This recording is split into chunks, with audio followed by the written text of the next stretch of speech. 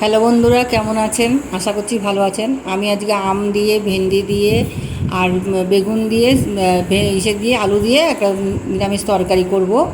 তো দেখুন, আমি আগে থাকতে এগুলো কেটে রেখেছি, ধুয়ে বেছে পরিষ্কার করে আমি কড়া বসিয়ে দিলাম। কড়াতে তেল দিয়ে দিলাম আর দিয়ে দিচ্ছি একটু শুকনো লঙ্কা, তারপর দিচ্ছি একটু কালো জিরে। এবার আমি এগুলোকে একটু নাড়াচাড়া দিয়ে তারপরে আমি এবার দিয়ে দেবো সবজিগুলো। আমি এবার দিয়ে দিলাম, আবার একটু নাড়াচাড়া দিয়ে দিলাম। এবার আমি স্বাদ মতো একটু নুন দেবো,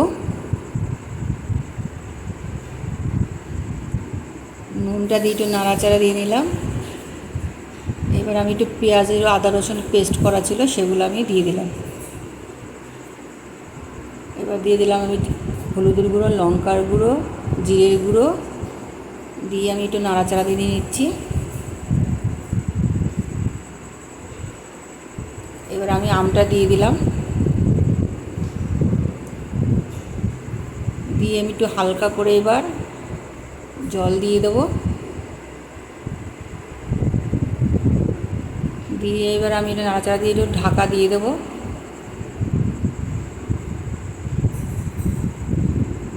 এবার একটু চিনি মিশিয়ে স্বাদ মতো একটু নাড়াচাড়া দিয়ে আমি এবার নামিয়ে নেব।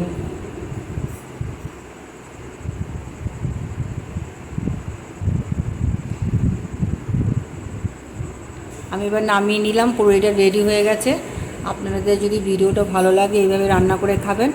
আর আমাদের শাশুড়ি বৌমার চ্যানেলটাকে একটু সাবস্ক্রাইব করবেন ফেসবুক আর ইউটিউবে।